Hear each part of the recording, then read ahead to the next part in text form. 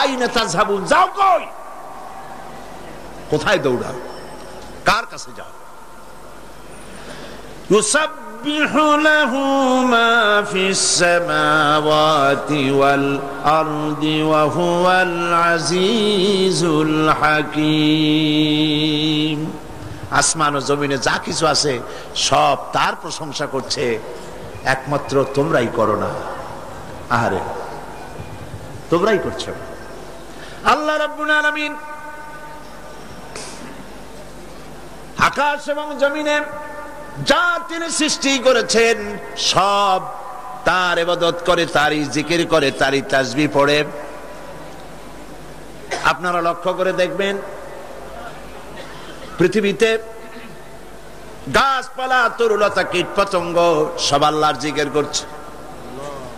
বাতাস তার সনসন রবে, পাতাগুলি তার মরমর রবে, নদীর পানিগুলি কুলু কুলু নাদে, সব আল্লাহর জিকির করে, তোমরা বোঝো না?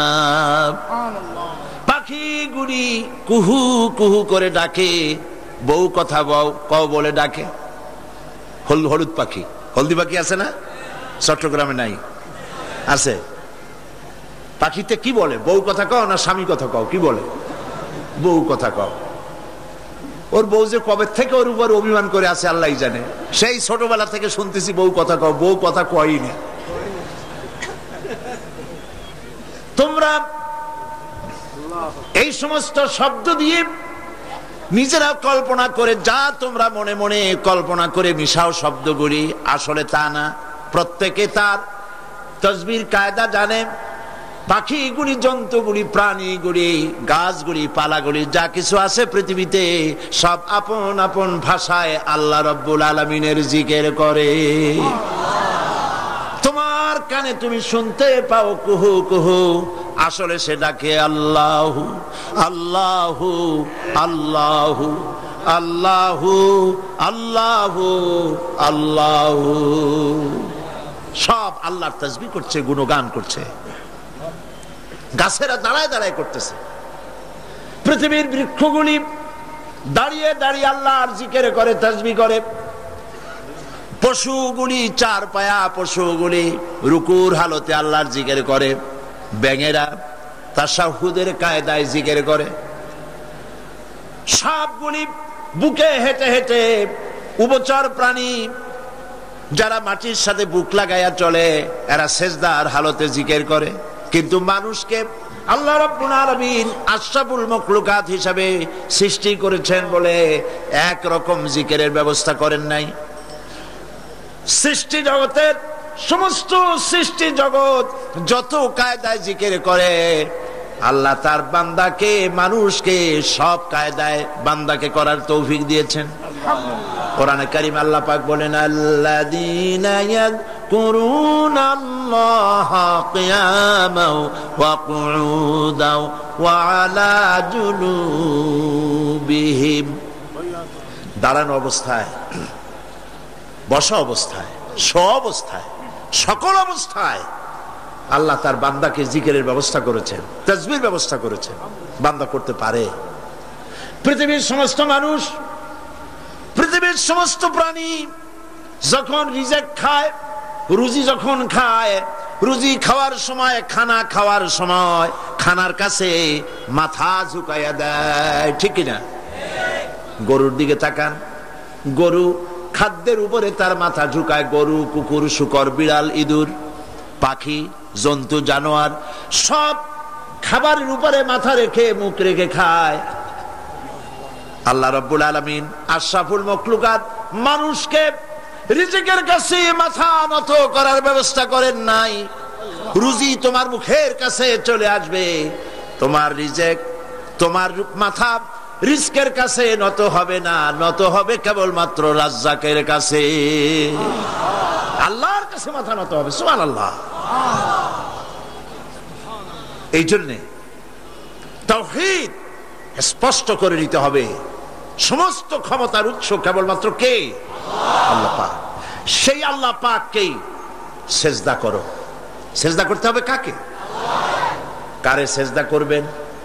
আল্লাহর কাছ থেকে শোনেন।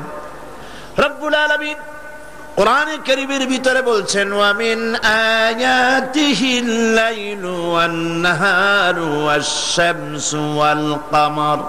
আল্লাহ পাকের নিদর্শনাবলীর ভিতরে এগুলি নিদর্শন, তিনি রাত এবং দিন, রাত এবং দিন, সূর্য এবং চন্দ্র, এগুলি আল্লাহর নিদর্শন।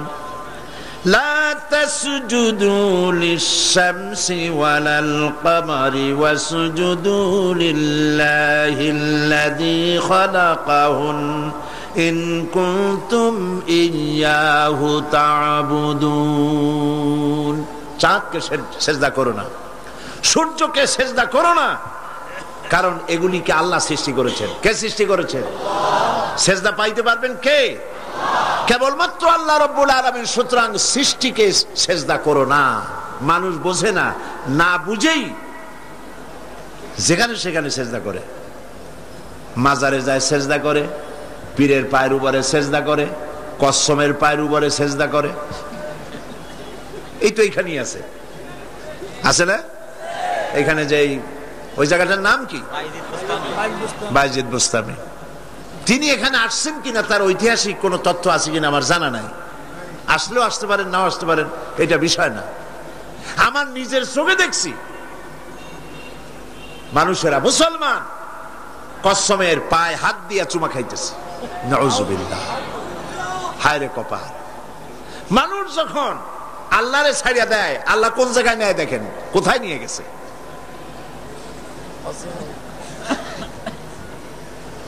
ছোটবেলায় শুনেছি মানুষের কাছে, দেখেছি, দাঁত পড়ে গেলে, মুখের থেকে দাঁত পড়ে গেছে, দাদা দাদি নানি তারা বলেছে, দাদু যাও, এই তোমার এই দাঁতটা নিয়ে ইন্দুরের গর্তে যাও, ইন্দুরের কাছে গিয়ে বলো, ইন্দুর ভাই আমার এই দাঁতটা নিয়ে তোমার চিকুন দাঁতটা দাও।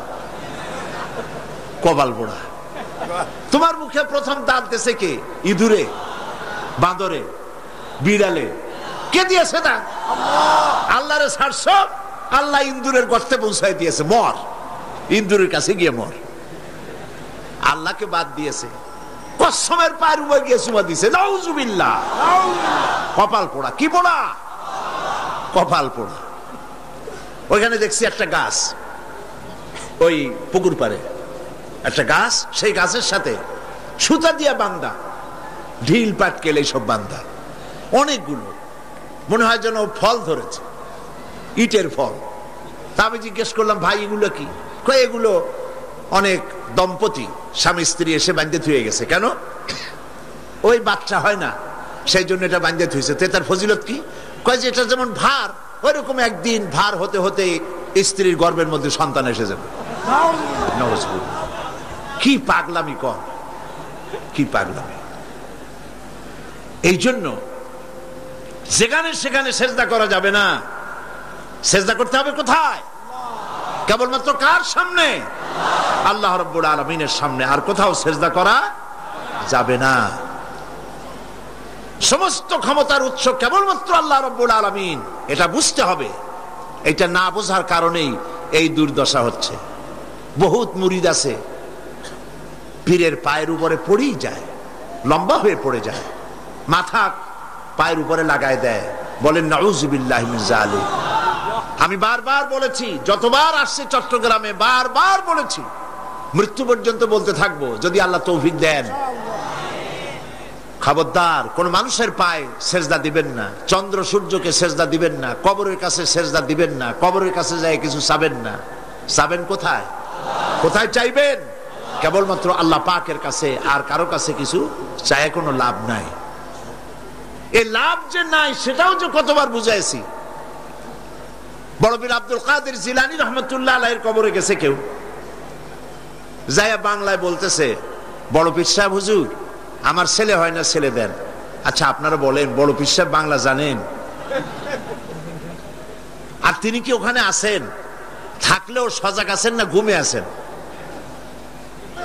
আমার তো কিছুই জানা নাই, তা আমি ওখানে গিয়ে মরি কেন? এইটা খাজা মুন চিশতি রহমাতুল্লাহ জানেন না, বড় পীর সাহেবও জানেন না, ওনারা বাংলা জানেন না। আপনি বাংলা গিয়ে সেখানে কিছু চাইলেন। শিরক। চাইতে হবে কেবলমাত্র কার কাছে? আল্লাহ রাব্বুল আলামিনের কাছে। সূরা ফাতিহায় প্রত্যেক দিন প্রতি রাকাতে কি পড়ে? প্রতিদিন প্রতি রাকাতে এই কথাই আমরা বলি, ইয়্যাকা না'বুদু ওয়া ইয়্যাকা নাস্তাঈন। পড়েন সবাই আমার সাথে, ইয়্যাকা না'বুদু ওয়া ইয়্যাকা নাস্তাঈন। আয় আল্লাহ, আমি একমাত্র তোমারই কাছে সাহায্য কামনা করি, আমি তোমার ইবাদত করি, তোমারই গোলামি করি, তোমারই কাছে সাহায্য যাচিয়া করি, আর কারো কাছে সাহায্য চাই না, আর কারো গোলামি করি না। মানুষের অবস্থা তো সবসময় একরকম থাকে না, অর্থনৈতিক বিপর্যয় হইতে পারে, টাকা পয়সা নাও থাকতে পারে, অশান্তি থাকতে পারে। আল্লাহ পাক তার নবীকে কি বলেছেন দেখেন, فَإِذَا فَرَغْتَ فَانصَبْ وَإِلَى رَبِّكَ فَارْغَب। আল্লাহ পাক বলেন, যখন তুমি খালি হাত হয়ে যাবে, দাঁড়িয়ে যাবে, আর আল্লাহ পাকের কাছে মিনতি জানাবে। সুবহানাল্লাহ। খালি হাত হয়ে গেছো, দাঁড়ায় যাও, আল্লাহর কাছে মিনতি করো, আল্লাহর কাছে চাও। বুখারী শরীফে এসেছে, স্যান্ডেলের ফিতা কাছে যদি ছেড়ে, তাহলে আল্লাহর কাছে চাও। কার কাছে চাইবেন? আল্লাহর কাছে চান। আমাদেরকে এই দৃষ্টান্ত নবীরা দেখায় দিয়েছেন, পয়গম্বরেরা আল্লাহর কাছে চেয়ে আমাদের দেখাইছেন। হযরতে ইব্রাহিম আলাইহিস সালামকে আগুনের ভিতরে যখন ফেলাবার ব্যবস্থা হয়েছে, তাকে যখন আগুনে ফেলা হচ্ছে, হযরত জিবরাইল বলেন, ইব্রাহিম আমার কাছে সাহায্য চাও, আগুন থেকে বাঁচায় দেব। হযরত ইব্রাহিম ভয় পেয়ে সাহায্য চাইছিলেন। এগুলো শোনার পরেও আমাদের ঈমান মজবুত হয় না। হযরত ইব্রাহিম বললেন, জিবরাইল গো, তোমার কাছে সাহায্য আমি কেন চাইবো? আমি তো এমন কোন অন্ধ খোদার ইবাদত করি না যিনি তার গোলামের দুঃখ না দেখেন। আমি আগুনে পড়ে গেলে আমার আল্লাহ রাব্বুল আলামিন যদি খুশি হন, তাহলে আমার আল্লাহকে খুশি করার জন্য 1000 বার পড়তে রাজি আছি। সাহায্য তো আল্লাহর কাছেই চাইতে হবে। আল্লাহর ইচ্ছা নাই ইব্রাহিম আগুনে পড়ুক, এটা কি আল্লাহর ইচ্ছা ছিল? ইব্রাহিম আলাইহিস সালামও পরিণতি জানেন না, তিনি কি পড়বেন, পুড়বেন না বাঁচবেন জানা ছিল না। পরীক্ষায় তিনি পাশ করলেন। আগুনের ভিতরে যখন ইব্রাহিম আলাইহিস সালাম পড়ে যাচ্ছেন, আল্লাহ রাব্বুল আলামিন আগুনের প্রতি হুকুম দিলেন, ইয়া নারু কুনি বারদাও ওয়া সালামান আলা ইব্রাহিম। আগুন, আমার ইব্রাহিমের জন্য শান্তিদায়ক ঠান্ডা হয়ে যা। বলেন, আর কি ক্ষমতা থাকবে? আগুনের আর জ্বালাবার ক্ষমতা থাকবে? জ্বালাইতে পারছে? পারে নাই।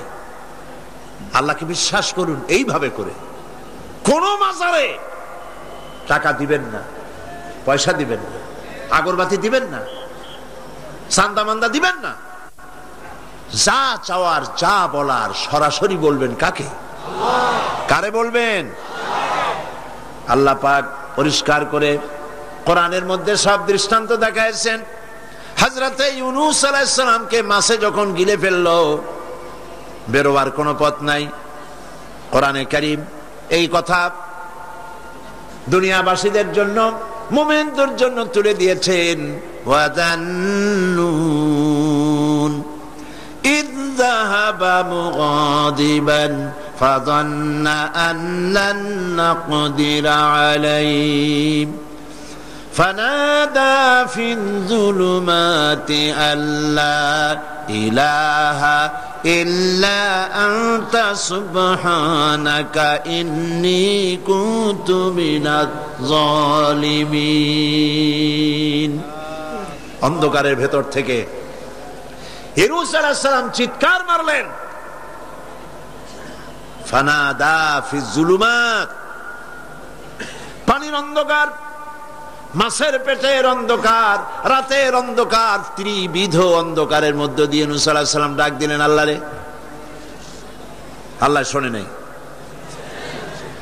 রব্বুল আলামিন বলেন ফাস্তাজাবনা লাহু ওয়া নাজ্জাইনাহু মিনাল গাম্মি ওয়া কাযালিকা নুজিল মুমিনিন।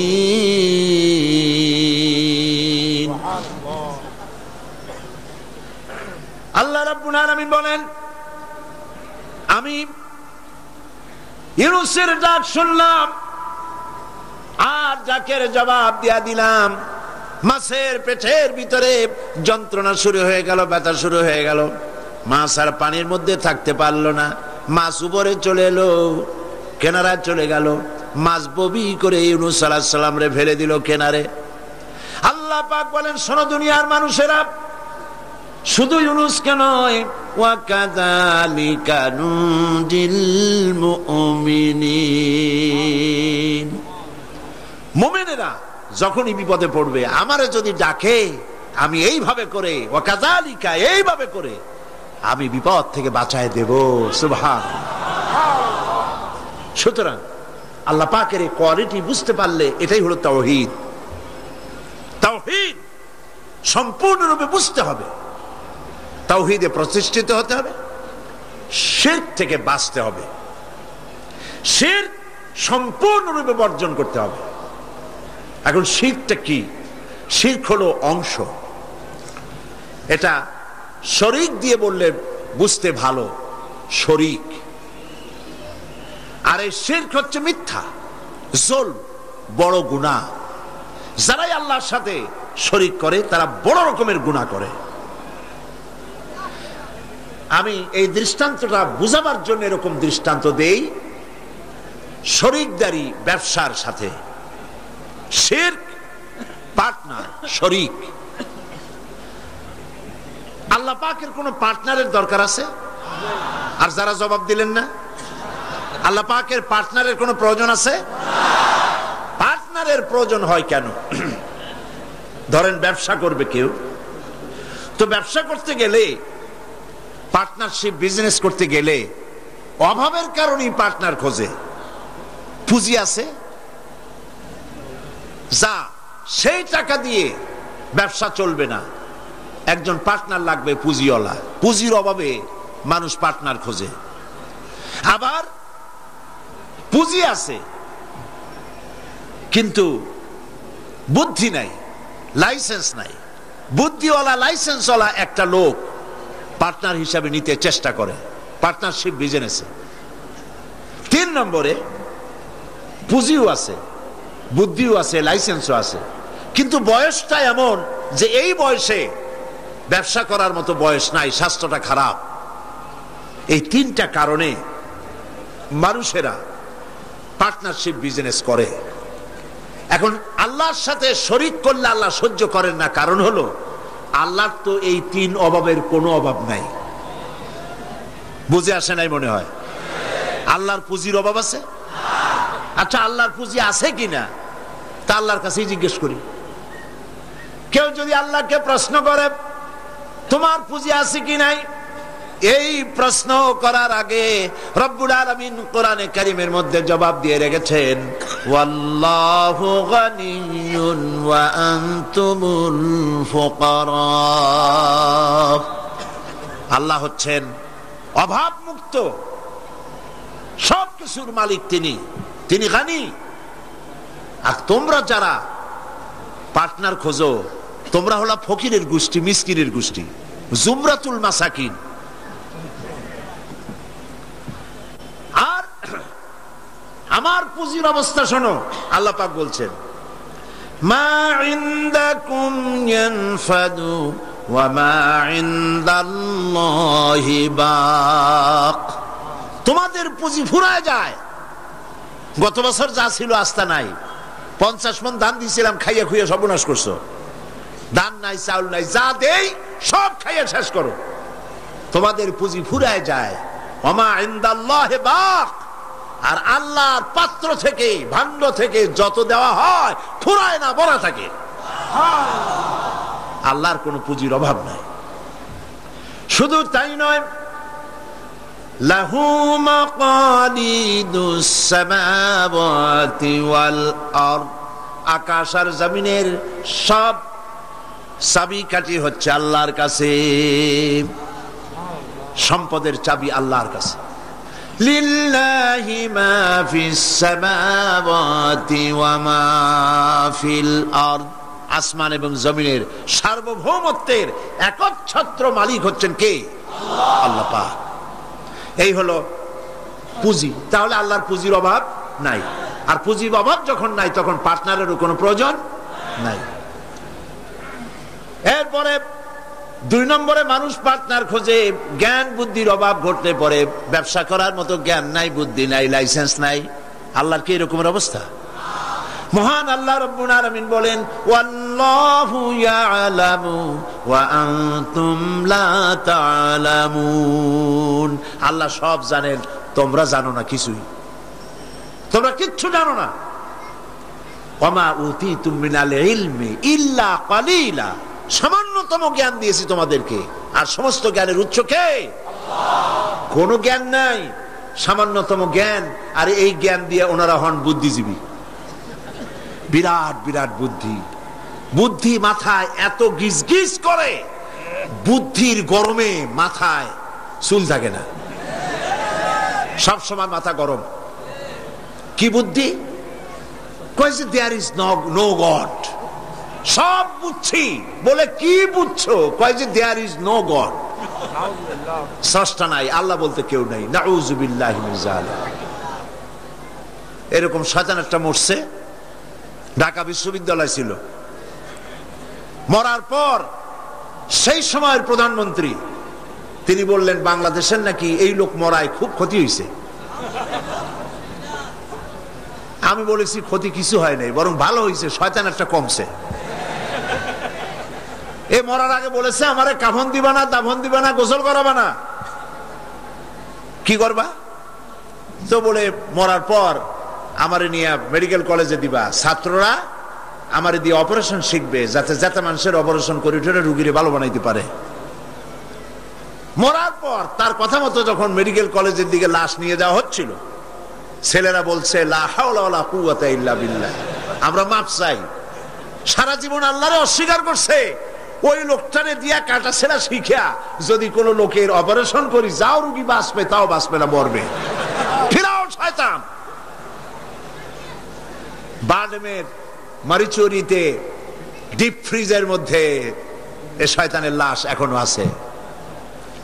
লাশের অবস্থা এমন হয়েছে, যদি রাস্তা ভালাইয়াও দেয়, কবর তো হবে না, কপালে নাই, কবর হবে না, দাফন হবে না।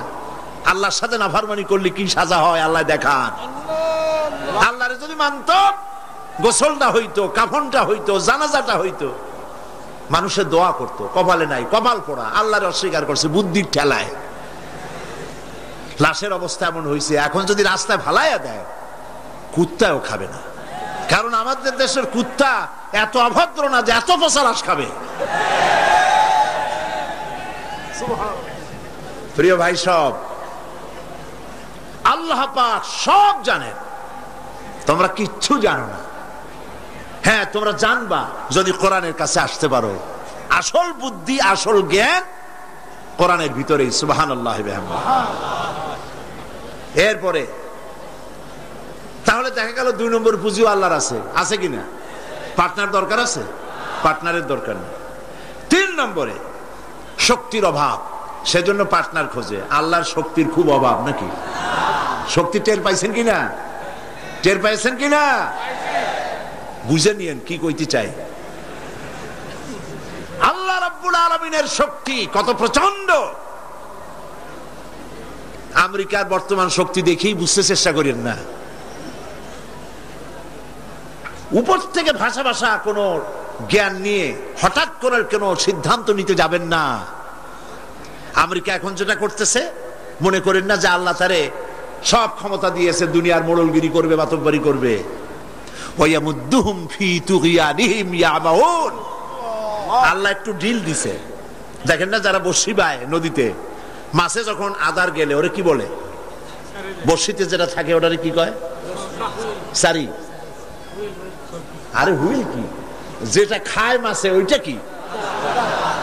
আদার অথবা সারি, আপনারা যাতে খুশি হন বলেন।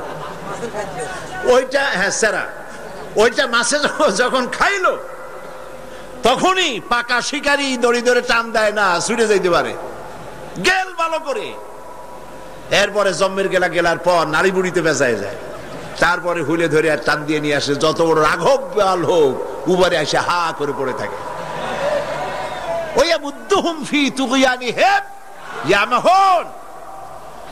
আল্লাহ পাক ঢিল দিয়ে দিছেন, হাত লম্বা করে দিছে। আফগান মারতেছে আমেরিকা বসে, হাত এত লম্বা।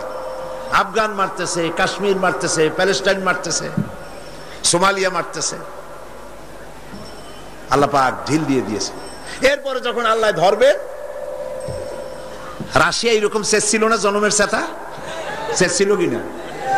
আল্লাহ টাইট করছে, করছে কিনা? সুবহানাল্লাহ। বিনা যুদ্ধে চিৎপটাং, কোন যুদ্ধ বুদ্ধ লাগে নাই। কেমনে কেমনে মরা লাশের গাও দিয়া গোস্ত যেমন খুইসা খুইসা পড়ে, সোভিয়েত ইউনিয়ন খুইসা খুইসা পয়সা শেষ। আছে অস্তিত্ব? আল্লাহ পাক যখন ধরবেন, ইন্না বাতশা রাব্বিকা লাশাদীদ, আল্লাহ পাক যখন ধরবেন তার পাকড় থেকে বাঁচাইতে পারে এমন ক্ষমতা আকাশেও কারো নাই, জমিনেও কারো নাই। সেই জন্য ক্ষমতার পুরাটা মালিক হচ্ছেন কে? আল্লাহ। এই কারণেই এই দুর্বলতার, এই ত্রিবিধ দুর্বলতার কারণে মানুষের পার্টনারশিপ বিজনেস করতে হয়, পার্টনার অংশীদার খুঁজতে হয়। আল্লাহর কোনো পার্টনারের কোনো প্রয়োজন নাই। আল্লাহর কোনো পার্টনার প্রয়োজন নাই, দরকার নেই। শিরক, সর্বাবস্থায় শিরক থেকে বাঁচতে হবে। মানুষ, আমাদের দেশের মানুষেরা না বুঝে সবের নিয়তি শিরক করে বসে। নাউজুবিল্লাহ বলে সবের নিয়তে শিরক করে। হযরতে বড় পীর আব্দুল কাদের জিলানী রাহমাতুল্লাহ আলাইহির নামে কত দুরূদ বানাইছে। ইয়া আব্দুল কাদের জিলানী শাইয়ান লিল্লাহ, নাউজুবিল্লাহ বলবেন না? নাউজুবিল্লাহ বলবেন না? হযরত বড় পীর আব্দুল কাদের জিলানী রাহমাতুল্লাহ আলাইহি নিঃসন্দেহে আল্লাহর মাহবুব বান্দা, বড় ওলি, পীরে কামেল, মাহবুবে সুবহানী আমরা তাকে বলি। কিন্তু ইয়া আব্দুল কাদের জিলানী শাইয়ান লিল্লাহ, হে আব্দুল কাদের জিলানী আপনি আমাদেরকে কিছু দেন, সাহায্য করেন। নাউযুবিল্লাহি মিন যালিক। যারা এই যত দুরূদ পড়ে তারা জাহিল, জাহিল, জাহিল। এই ধরনের দরুদ যারা শিক্ষা দেয় তারাও জাহিল।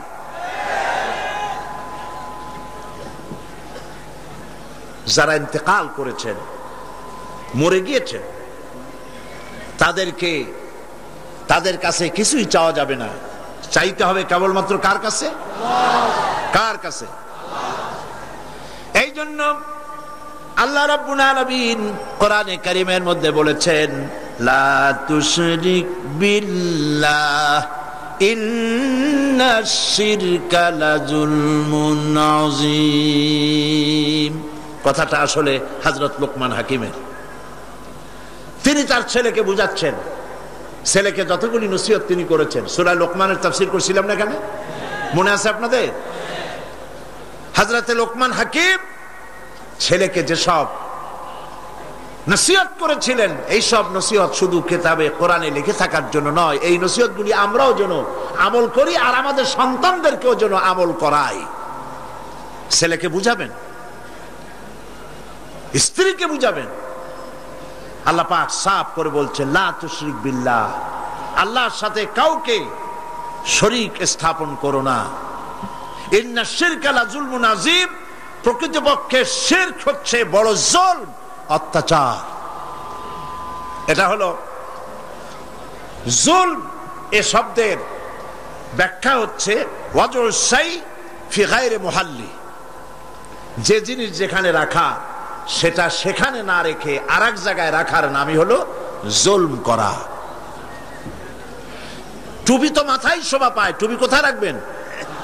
কিন্তু হাঁটুর উপরে যদি রাখেন তাহলে টুপির উপরে জুলুম করা হয়। টুপি মাথায় রাখবেন, টুপি দিয়া যদি বাজার করে আনেন তরি তরকারি, তাহলে টুপির উপরে কি করা হবে? জুলম করা হবে। নৌকা চলে পানি দিয়া, কিন্তু রাস্তার উপরে যদি টানায় রাখেন তাহলে নৌকার উপরে কি করা হইল? জুলুম করা হইল। সোজা কথা। চশমা নাকের উপরে রাখাবার জন্য, কিন্তু চশমা যদি মাথার উপরে ভালাইতেন তাহলে চশমার উপরে কি করা হইল? জুলুম করা হইল। যেই সব জিনিস, যে সব শক্তি আল্লাহ রাব্বুল আলামিনের, সেইগুলি মানুষের কাছে চাওয়া, অদৃশ্য কোনো কিছুর কাছে চাওয়া, এটাই হচ্ছে শিরক, এটাই হলো জুলম। এর অর্থ এই নয় যে মানুষের কাছে টাকা চাইলে সেটা শিরক হবে, মানুষের কাছে ধার চাইলে শিরক হবে, এর অর্থ কিন্তু এটা নয়। অদৃশ্য থেকে কোনো কিছু সাহায্য পাওয়ার আশায় চাওয়া আল্লাহ ছাড়া অন্যের কাছে, এটার নাম, কথা বুঝে আসছে কিনা? এই জন্য এগুলির সামনে নিজেরা মূর্তি বানানো, মূর্তির সামনে মাথা নত করা, পীরের মাজারে গিয়ে কিছু চাওয়া, এগুলি হচ্ছে শিরক। এগুলি আপনি কেন চান? আপনার দিলের ধারণা যারা চায় যেখানে গেলে কিছু পাওয়া যাবে। মনে রাখবেন, বহুত মাজার আছে যেই মাজারে কোনো মুদ্দারি নাই। সাইনবোর্ড একটা লাগাই দিয়েছে, সাইনবোর্ড একটা লাগানো আছে পয়সা আদায় করার জন্য। মাজারগুলি মানুষের ধর্মীয় অনুভূতিতে আঘাত লাগায়া, ধর্মীয় অনুভূতিতে স্পর্শকাতর কথা বলে তাদের কাছ থেকে পয়সা নেওয়া। আমি ঝিনাইদা মাগুরা লাইনে একটা মাজার দেখেছি, সেখানে লেখা আছে সাইনবোর্ডে, ড্রাইভার ভাই মাজার বহুত গরম, আস্তে গাড়ি চালাইবেন। তার মানে মাজার বহুত গরম, আস্তে চালাইয়া পয়সা দিয়া মাজার ঠান্ডা করে যান। আমি বুঝি না মাজারে পয়সা লাগবে কেন? মসজিদের পাশে দান বাক্স থাকতে হবে, কারণ মসজিদগুলি এখনো গভর্নমেন্ট চালায় না। ইনশাআল্লাহ এমন গভর্নমেন্ট আসবে বাংলাদেশে যে গভর্নমেন্ট সরকারি খরচে সব মসজিদ চালাবে ইনশাআল্লাহ।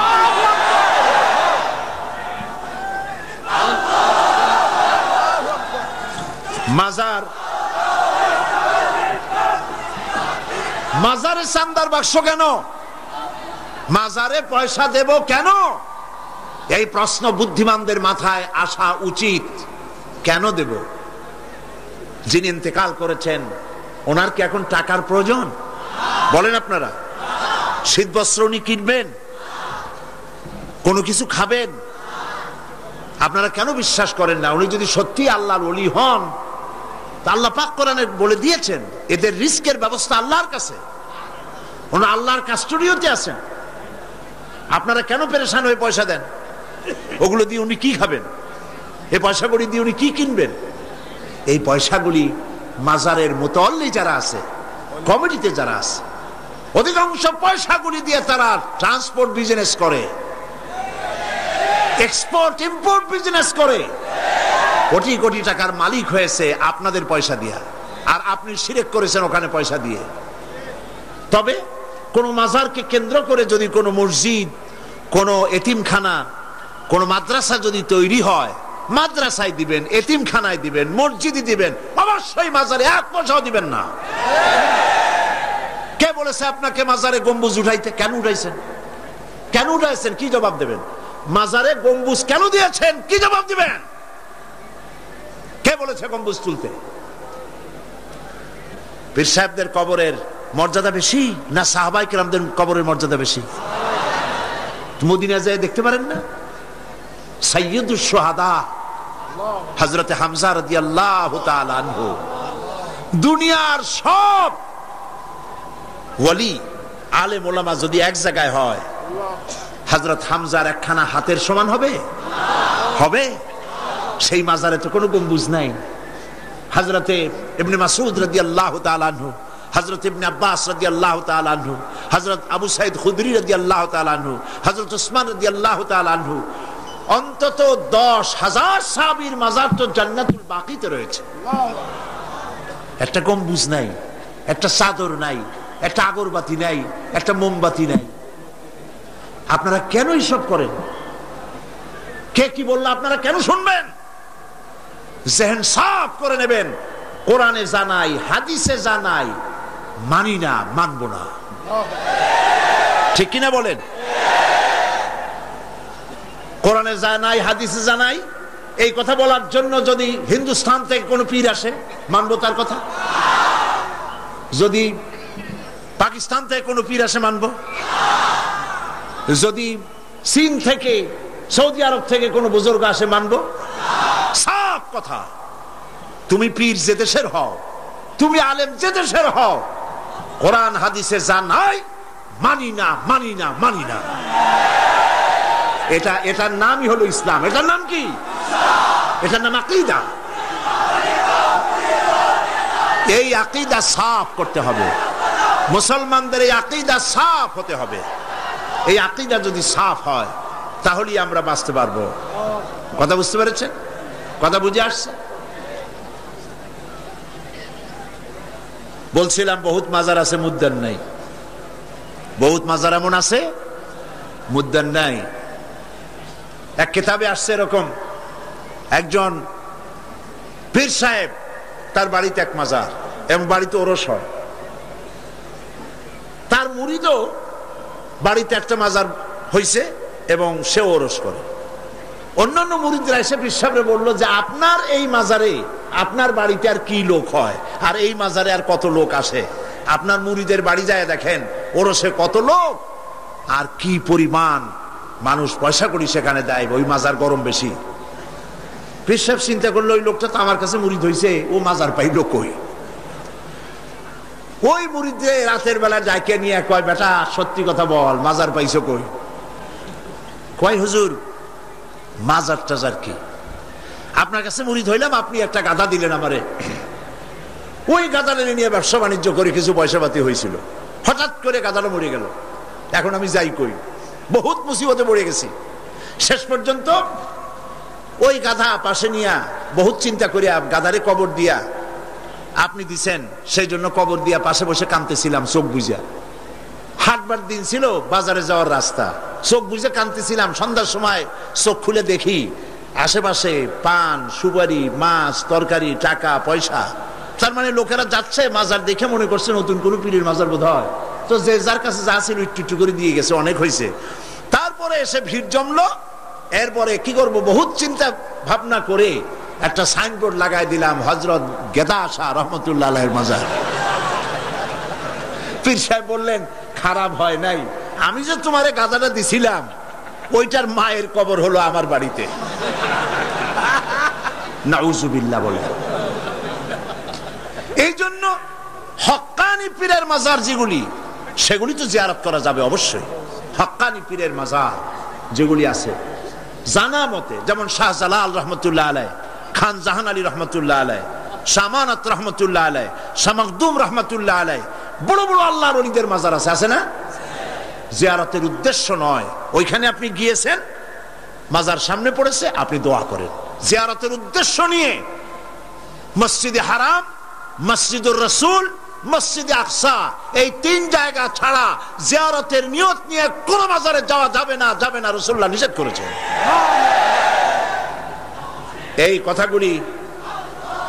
এই কথাগুলি যদি আমাদের মনে থাকে তাহলে আমরা উপকৃত হতে পারবো। বলি আলহামদুলিল্লাহ, বলেন আলহামদুলিল্লাহ। আপনি আমার আল্লাহ কি শুনতে পান না?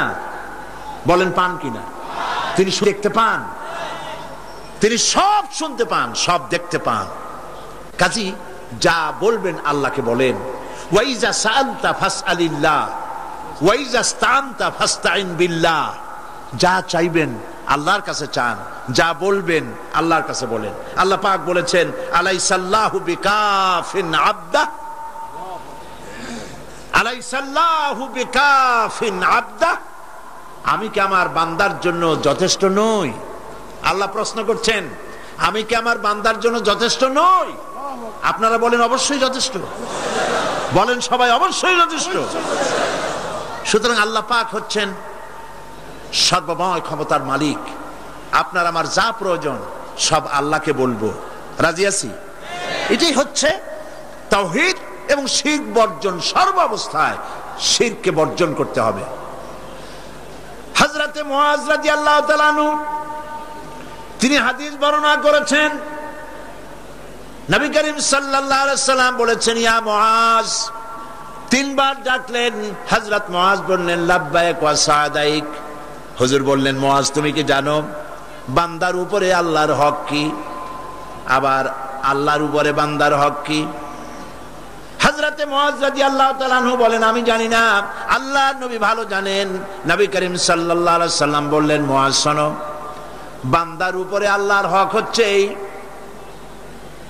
বান্দার উপরে আল্লাহর পাওনা, আল্লাহর দাবি, আল্লাহর হক হচ্ছে যে বান্দা আল্লাহর সাথে তার ইবাদতের মধ্যে কাউকে শরীক করবে না।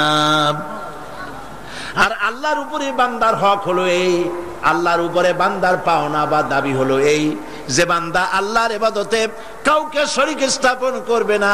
আল্লাহ রাব্বুল আলামিন তার জন্য জাহান্নামের আগুন হারাম করে দিবেন। শিরক সর্বাবস্থায় বর্জন করতে হবে। এবং এই জন্যে শিরক হচ্ছে একটা বোমার মতো। আপনারা জানেন যে বোমা, কোন জায়গায় যদি বোমা মারে কেউ, বিল্ডিং উড়ে যায়, জায়গা গর্ত হয়ে যায়।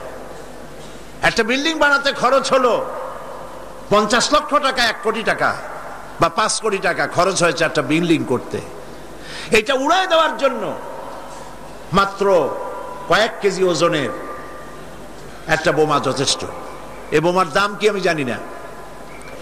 একটা বোমা একটা বিল্ডিং এর তলায় রেখে দিল বা দূরে কোথাও রাখলো, এরপরে রিমোট কন্ট্রোল দিয়ে সুইচ অন করলো, এই বিল্ডিংটা থাকবে আস্ত না উড়ে যাবে? উড়ে যাবে কিনা?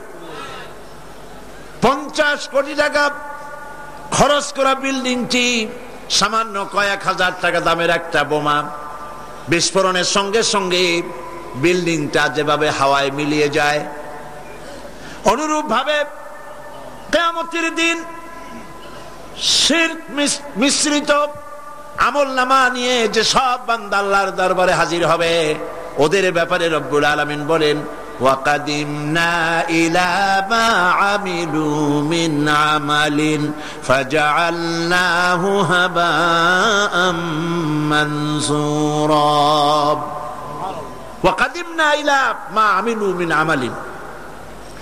আমি বান্দার আমলনামার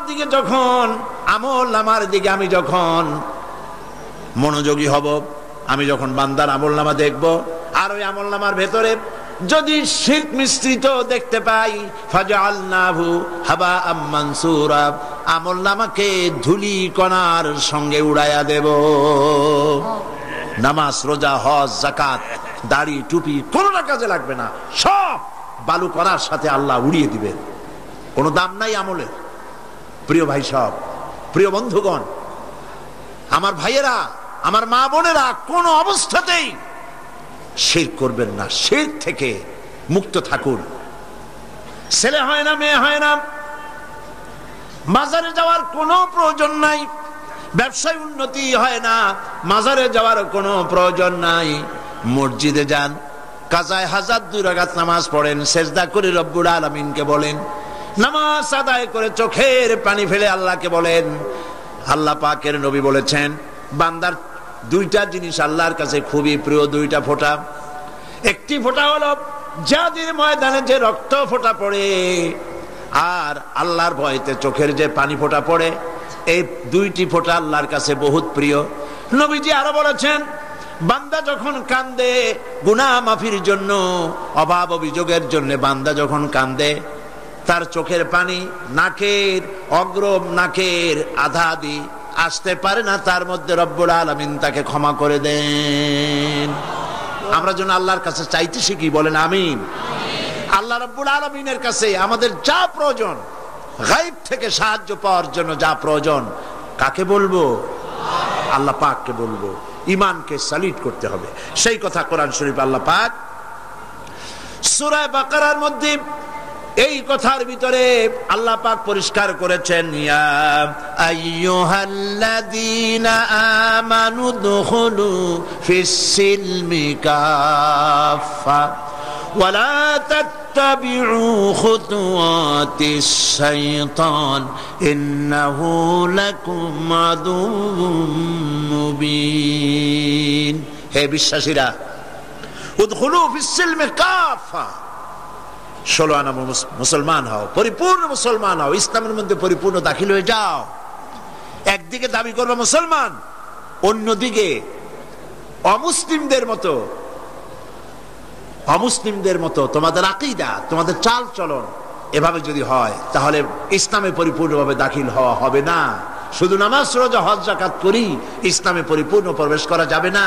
জীবনের প্রত্যেকটি দিক ও বিভাগ হতে হবে আল্লাহর হুকুম মাফিক, নবীর প্রদর্শিত পথে। কথা বুঝে আসছে আপনাদের? কথা বুঝে আসছে? মুসলমান দাবি করলেই মুসলমান হওয়া যাবে না। জীবনের প্রত্যেকটি ক্ষেত্র ইসলামের মধ্যে ঢুকাইতে হবে, অর্থাৎ ইসলাম অনুযায়ী আমার জীবন পরিচালিত করতে হবে। আমি যেটাই করব আমি খুঁজবো এর মধ্যে আল্লাহ রেজামন্দি আছে কিনা, আমার নবীর রেজামন্দি আছে কিনা। আল্লাহ রসুলের অনুমতি ব্যতি রেখে, তাদের আনুগত্য ব্যতি রেখে আমরা অন্য কোনোটাই করতে পারি না। আল্লাহ পাক এই কথাগুলি আমাদেরকে বোঝার তৌফিক দান করুন, বলি আমিন। জোরে সরে পড়েন লা ইলাহা লা ইলাহা, আরো জোরে লা ইলাহা লা ইলাহা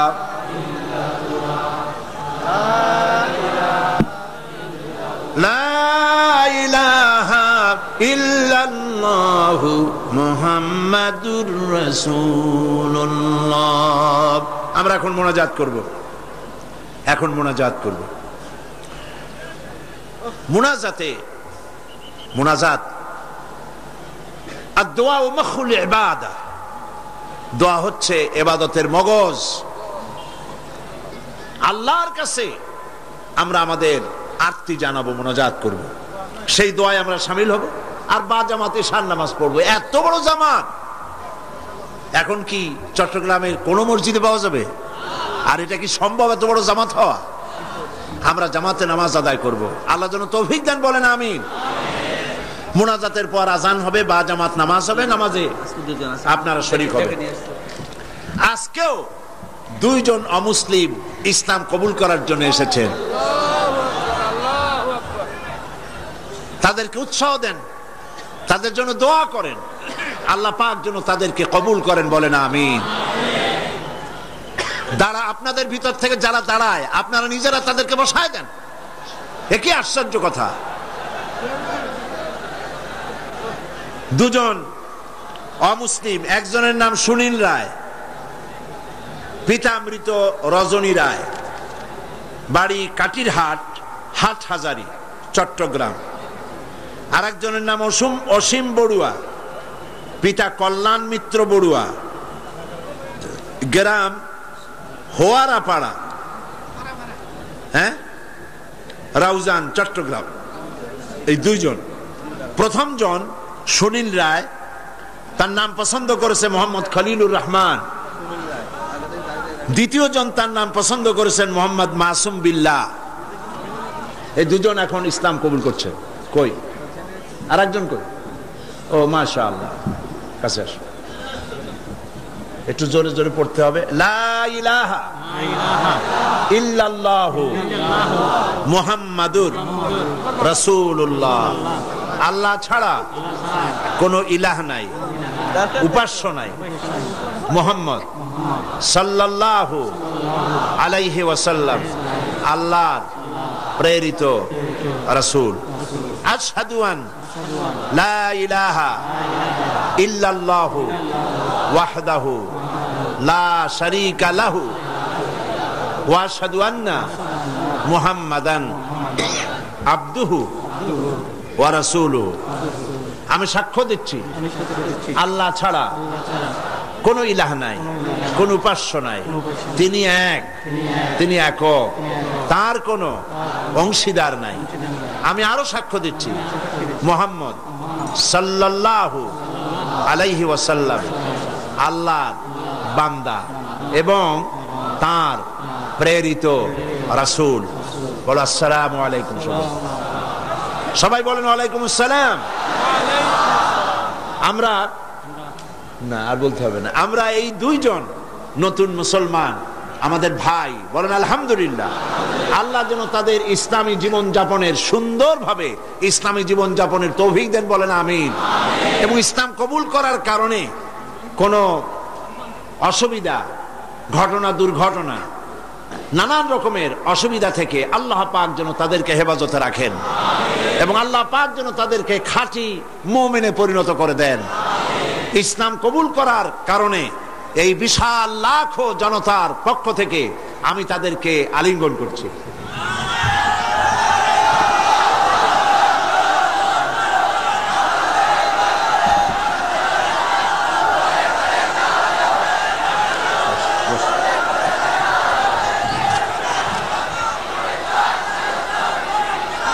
আজকে মুনাজাতের আগে মাত্র কয়েকটি কথা, তা হলো এই, গতকালও আমি বলেছি, আজকেও বলছি, মুনাজাতের কথা বলার সময় কিছু লোক চলে যেতে চেষ্টা করেন, এটা ঠিক না, মুনাজাত করেই যাবেন, এটি মনে রাখবেন আপনারা মেহেরবানি করে, মনে থাকবে তো। তারপরে কথা হচ্ছে, গতকালও বলেছি, প্রত্যেক দিন আপনারা পকেটে করে টাকা নিয়ে আসবেন, তাফসিরের মাহফিল জীবনের শ্রেষ্ঠ সম্পদ মনে করবেন এবং একটা বাজেট রাখবেন তাফসিরের মাহফিলের জন্য। আমি গতকাল বলেছি, হযরত মাওলানা শামসুদ্দিন সাহেব খুব পেরেশানিতে আছেন তার সমস্ত লোকজন নিয়ে, যেহেতু অন্তত 20 না 25 লক্ষ টাকা, কত 22,60,000 টাকা, প্রায় ধরুন 23 লক্ষ টাকা তাদের বাজেট। তো এই টাকা, আমার বিশ্বাস, আমার অন্তরের অন্তঃস্থল থেকে বিশ্বাস, এই টাকা যা বাজেট আছে তার থেকে বেশি হবে ইনশাআল্লাহ। আল্লাহ দিবে, বলেন আমিন। তা আপনারা মেহেরবানি করে টাকা নিয়ে আসবেন, বাড়ি থেকে প্রতিদিন আনবেন এবং প্রত্যেক দিন এই বাক্স রাখা আছে না, সব জায়গায় বাক্স আছে, চাদর আছে, আল্লাহর হস্তে আমার মায়েরা, আমার বোনেরা, আপনারা সবাই মিলে টাকা দিয়ে যাবেন। মা বোনদের জন্য আমার শারীরিক কারণে আলাদা কোনো প্রোগ্রাম করতে পারবো না এবার, তবে তাদের জন্য আলাদা আমি একটা দিন আলাদা বক্তব্য রাখবো ইনশাআল্লাহ। এই মাহফিলেই মা বোনদের জন্য আলাদা বক্তব্য রাখবো ইনশাআল্লাহ, বলি ইনশাআল্লাহ। মা বোনেরা, ভাইয়েরা, সবাই মিলে এই মাহফিলের জন্য প্রচুর পরিমাণ টাকা আপনার পক্ষে যা সম্ভব আপনি দিবেন, বন্ধুদের কাছ থেকে আদায় করে দিবেন। আল্লাহ যেন তৌফিক দেন, বলেন আমিন। এরপরে গতকাল বলেছিলাম, ঢাকা থেকে এবং চট্টগ্রামের পুস্তক ব্যবসায়ীরা লক্ষ লক্ষ টাকা পুঁজি ইনভেস্ট করে এই চট্টগ্রাম তাফসীর মাহফিলে বিক্রয়ের আশায়। আর এই বইপত্রগুলি সব আপনাদের ঈমান বৃদ্ধির কাজে লাগবে, বলেন আমিন। বহুত বই আছে এখানে, বই অনেক। বৃহস্পতিবার সকাল 10টা থেকে শুধু মহিলাদের জন্য আমাদের বলবো। তো এই বইয়ের, ইসলামী বই মানুষকে ঠকায় না। নাস্তিকদের লেখা বই পড়লে ঈমান নষ্ট হয়, কিন্তু আলেমদের লেখা, ওলামাদের লেখা বই পড়লে ঈমান বৃদ্ধি পায়, বলেন আলহামদুলিল্লাহ। কারণ তারা কোরআন হাদিস দিয়েই বই লেখেন, কোরআন হাদিসের বই দিয়ে স্টলগুলি ভরা। আমি গতকালও বলেছি, এত বড় বই মেলা বাংলাদেশের কোথাও নাই, ইসলামী বইয়ের এত বড় মেলা বাংলাদেশে হয় না। আপনারা মেহেরবানি করে যাওয়ার সময় স্টলগুলিতে যাবেন এবং বইপত্র কিনবেন। ফাতিহাতুল কিতাব, সূরা ফাতিহা ছাড়া নামাজ হয় না। এই সূরায় এমন কি আছে যা না পড়লে নামাজ হবে না? সেই জন্য সূরা ফাতিহার তাফসীর আমি যেটা করেছিলাম এবং সম্পাদনা করেছি, লিখেছি, যারা সেপেছে তারা নাম রেখেছে তাফসীরে সাঈদী। সূরা ফাতিহার তাফসীর বাংলা ভাষায় সূরা ফাতিহার উপরে সর্ববৃহৎ কিতাব, 780 পৃষ্ঠার এই কিতাবখানা প্রত্যেক দোকানে পাওয়া যাবে। আপনি নিবেন, বন্ধুদেরকে নিতে বলবেন এবং মহিলাদেরকেও আপনারা নিয়ে দেওয়াবেন সূরা ফাতিহা বোঝার জন্য। আল্লাহ পাক সকলকে তৌফিক দিন এবং পুরা তাফসীরকে বোঝার জন্য। তাফহিমুল কোরআন ফি জিলালিল কোরআন, বিশ্ববিখ্যাত এই দুই তাফসীর এখানে কমপ্লিট সেট পাওয়া যাবে, আপনারা কিনবেন, আল্লাহ তৌফিক দান করুন। আর মহিলাদের জন্য আগামী বৃহস্পতিবার সকাল 10টা থেকে নিয়ে 12টা পর্যন্ত 2 ঘন্টা শুধু মহিলাদের জন্য বই পুস্তক খরিদের জন্য সুযোগ করে দেওয়া হবে। আল্লাহুম্মা আমিন। রব্বানা যালামনা আনফুসানা ওয়া ইন লাম তাগফির লানা ওয়া তারহামনা লানাকুনান্না মিনাল খাসিরিন। রব্বুল আলামিন লাখো মুসলমান নরনারী কোরআনের পাগল হয়ে কোরআন প্রেমিক মুসলমানেরা, মুসলমান নরনারী একত্রিত হয়ে ঘন্টার পর ঘন্টা তোমার দ্বীনের কথা শুনেছি, দরুদ ও সালাম পড়েছি। মেহেরবানি করে দুরুদ ও সালাম টুকুন সোনার মদিনায় নবীজির রওজা মোবারকে পৌঁছায়া দাও। আয় আল্লাহ তাআলা, আমাদের মধ্য থেকে আমাদের মা বাপ যারা কবরে চলে গেছে, আমাদের দাদাদের নানা নানি আত্মীয় স্বজন, কবরগুলিকে জান্নাতের টুকরায় পরিণত করে দাও। রব্বির হামহুমা কামা রব্বায়ানি সগীরা। সবাই পড়েন, রব্বির হামহুমা কামা রব্বায়ানি সগীরা। আয় আল্লাহ তাআলা, সারা জীবন গুনাহ করেছি আমরা, তুমি দয়া করে আমাদের জিন্দেগির গুনাহ খাতা মাফ করে দাও। আল্লাহ তাআলা, সারা পৃথিবীতে আজ মুসলমানদের বড় দুর্দিন। আয় আল্লাহ, আয় খাসা এ খাসানে রসুল ওয়াক্তে দোয়া হে, আয় খাসা এ খাসানে রসুল ওয়াক্তে দোয়া হে, উম্মত পে তেরি আকে আজব ওয়াক্ত পড়া হে। আয় আল্লাহ, বড় বিপদে পড়েছি আমরা। দুনিয়ার সব বড় বড় শক্তিগুলি ঐক্যবদ্ধ হয়ে আজ মুসলমান মারার জন্য উঠে পড়ে লেগেছে। আল্লাহ, আমাদের বলার জায়গা নাই, তুমি ছাড়া আমাদেরকে সাহারা দেবে? রব্বুল আলামিন, গুনাহ করেছি ঠিক, আমরা গুনাহগার তাও স্বীকার করি, তবুও একটা ভালো পরিচয় আমাদের আছে। এই ভালো পরিচয়টা হলো আমরা তোমার হাবিবের উম্মত।